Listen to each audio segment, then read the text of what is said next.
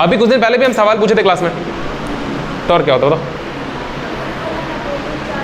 To equal to charges, dipole बता रही हो? नहीं, इनटू नहीं, फॉर्मूला नहीं चाहिए। टॉर्क क्या होता है? हाँ सही बात है ना, दो combination of pair of two forces acting in opposite direction, है ना, on a single body at a distance. वो दोनों फोर्स जो लग रहे हैं अपोजिट डायरेक्शन में, वो कुछ डिस्टेंस पर होने चाहिए, है ना, और अपोजिट डायरेक्शन में होने चाहिए तो बॉडी रोटेट कर जाएगी। अगर डिस्टेंस पर नहीं होंगे, एक ही जगह लगेंगे तो बॉडी रोटेट नहीं करेगी ना। इसको घुमाने के लिए किधर और किधर, तो ये घूम जाएगा। दो इक्वल फोर्स लग रहे हैं, मैग्नीट्यूड तो सेम ही होगा ना? अरे बोलो, मैग्नीट्यूड सेम होगा दोनों फोर्स का। इस केस में ये क्या है? ये इलेक्ट्रिक फील्ड इधर की दिशा में है, इसमें एक इलेक्ट्रिक डाइपोल रखा हुआ है, और आपको पता है कि डाइपोल के बीच का दूरी 2L हम लोग मानते हैं। यहाँ नेगेटिव चार्ज, यहाँ पॉजिटिव चार्ज, दोनों चार्ज की वैल्यू सेम है, नहीं है क्या? है ना? तो नेगेटिव चार्ज इधर जाएगा और पॉजिटिव उधर जाएगा। आपको ये बात समझ में आनी चाहिए। नेगेटिव चार्ज इधर क्यों आएगा, ये कैसे याद रखेंगे कि इलेक्ट्रिक फील्ड उधर की तरफ है, तो इस नेगेटिव चार्ज को लगेगा कि यहाँ बहुत सारे पॉजिटिव चार्ज हैं जो इलेक्ट्रिक फील्ड बाहर निकाल रहे हैं, तो नेगेटिव पॉजिटिव की तरफ जाना चाहेगा। और ये पॉजिटिव चार्ज इधर क्यों जाएगा? क्योंकि इसको लगेगा कि सारे इलेक्ट्रिक फील्ड किसी नेगेटिव चार्ज के अंदर जा रहे होंगे। इसका मतलब उधर कौन होगा? नेगेटिव चार्ज, तो ये पॉजिटिव और उधर मूव कर जाएगा। बात समझ आ रही क्या? अब यहां से आप डिफाइन करते हैं टॉर्क।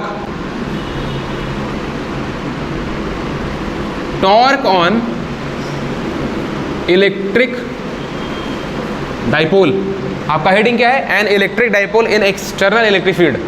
मतलब किस तरीके से बिहेव करेगा, क्या होगा, इस बात को समझना बहुत जरूरी है, क्योंकि फिर तभी आप जाकर के work done on a torque भी समझ पाएंगे।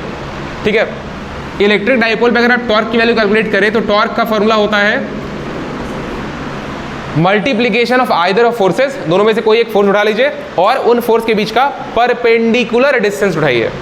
बात समझ आ रही है? तो हम ऐसा मान लेंगे कि ये जो डाइपोल है ये इलेक्ट्रिक फील्ड से कितना डिग्री बना रहा है? थीटा। तो इन दोनों फोर्सेस के बीच का, ये वाला फोर्स इस लाइन के अलोंग लग रहा है इधर, और ये वाला फोर्स इस लाइन के अलोंग लग रहा है इधर, तो दोनों के बीच का परपेंडिकुलर डिस्टेंस क्या हो जाएगा? ये 2L है, ये थीटा तो ये भी थीटा, बोलो सही बात है ना? ये 2L है तो ये 2L cos थीटा और ये 2L sin थीटा। अरे बोलो सही बात है ना? बोलो। तो perpendicular distance between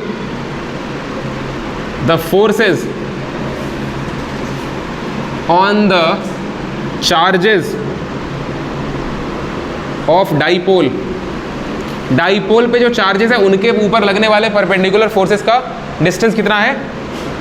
2L sin theta. इतना क्लियर है ना?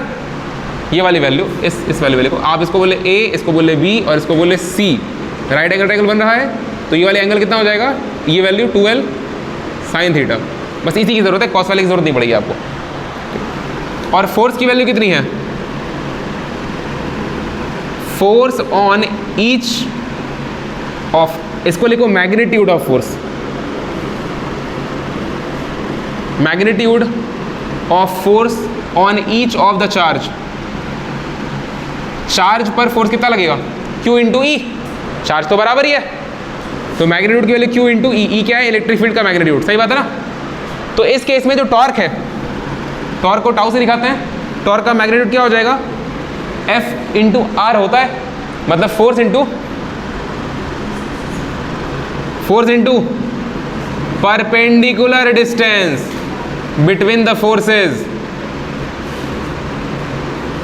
फोर्स कितना निकाले? Q इंटू ई निकाले, और परपेंडिकुलर डिस्टेंस कितना निकाले हो? 2L sin theta. जहां भी Q और 2L दिखे आपको हमेशा क्या याद आना चाहिए?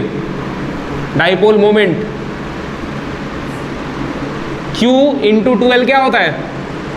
P, और ये क्या है? E, और ये साइन थीटा। ये P क्या चीज है? इस डाइपोल का डाइपोल मोमेंट भी तो होगा ना? इस डाइपोल का डाइपोल मोमेंट क्या होगा? Q into 2L। अरे Q इंटू D होता है ना? D क्या होता है? बीच की दूरी, यहाँ पे हम 2L माने हैं, सही बात है ना? तो ये टाउ बराबर हो गया P इंटू ई। क्या डाइपोल मोमेंट एक वेक्टर क्वांटिटी होती है? होती है ना? Q इंटू डी, डी जहां पोजिशन वेक्टर होता है। क्या इलेक्ट्रिक फील्ड एक वेक्टर क्वांटिटी होती है? अगर दो वेक्टर के साथ में जब इनका मैग्नीट्यूड आप लिख रहे हैं तो A into B into sine theta लिखा हुआ है, अगर दो वेक्टर के गुणा के साथ में साइन थीटा आता है तो बीच में प्रोडक्ट कौन सा होता है? क्रॉस प्रोडक्ट होता है ना। तो आप यहां से क्या लिख सकते हैं? आप यहां से लिख सकते हैं इसको वेक्टर फॉर्म में, आप इसको वेक्टर फॉर्म में ये लिख सकते हैं कि वेक्टर टाउ का मैग्नीट्यूड लिखा हुआ है ये बराबर ये वेक्टर p का मैग्नीट्यूड लिखा हुआ है, ये वेक्टर e का मैग्नीट्यूड लिखा हुआ है, और ये क्या है? साइन थीटा लिखा हुआ है। और थीटा क्या p और e के बीच का एंगल है क्या? देखो p इस तरफ होगा, अरे p माइनस से प्लस होता है ना डाइपोल में, इधर p है और इधर e है, तो p और e के बीच का ही तो एंगल है। बोलो, तो टाउ बराबर क्या हो जाएगा? p cross e। बस समझ आती है?